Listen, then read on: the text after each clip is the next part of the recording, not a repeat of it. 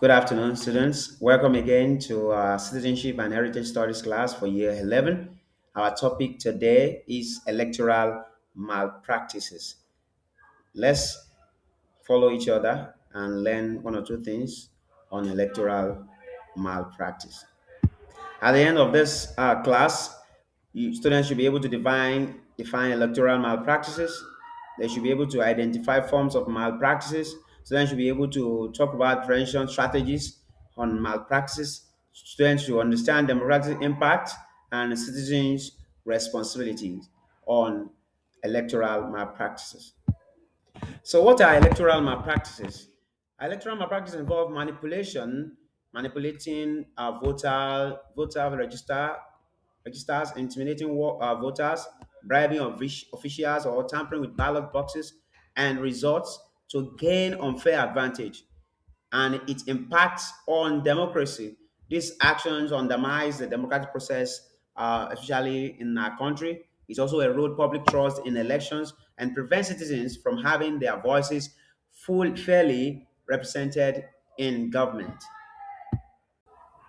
Now, some of the forms of electoral malpractices we have is the pre-election malpractice. That is what happened before the election day, like vote buying before the election day, vote selling to the highest bidder before the election day. Another one is unjust or unfair disqualification using technicality, maybe in the court of law or according to the standard of the constitution against an opposing party to make sure that they are disqualified legitimately from contesting election. That is one of the things that happen before the election day.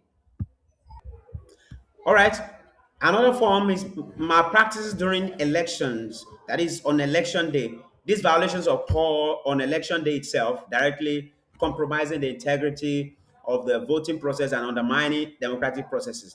The first one is ballot box snatching. That is voting violation, forcibly taking ballot boxes to manipulate or destroy votes. Another one is multiple voting. Multiple voting, casting votes more than once using different identities. Underage voting, that is people that are not up to 18 years, and now allowing minors to vote illegally.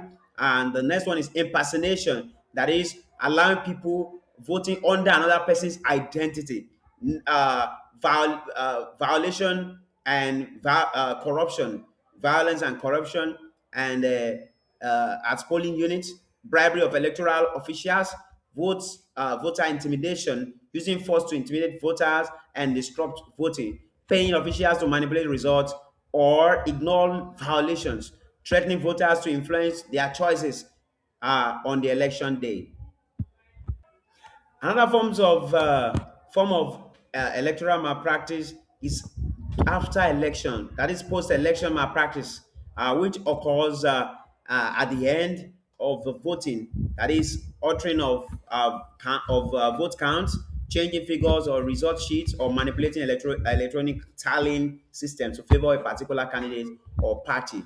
That's falsification of results of documents, destruction of materials, that is, creating fake results documents, forging signature of electoral officials, or producing counterfeit election materials to support fraudulent outcome deliberately.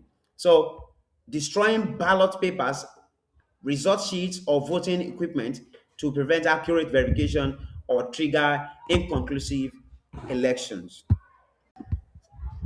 What are the effects of electoral malpractice? Number one, it undermines democracy. Electoral malpractice weakens the foundation of democracy by distorting the will of the people in the country. So people choosing leaders who truly represent their interests will not be there. Number two, illegitimate government. That is fraudulent election result in governments that lack genuine public mandate. There is no legality. Number three, political instability. When elections results are disputed due to malpractices, it triggers protests, civil unrest, and sometimes violent conflicts. Number four, voter disengagement. It discourages voter participation and significantly reduce voter turnout, which can cause political apathy. Number five is corruption and violence. It promotes corruption when there is a electoral malpractice. then corruption continues in the system because the leaders are written. So political system triggers will trigger violence, leading to loss of life, and people trust is reduced.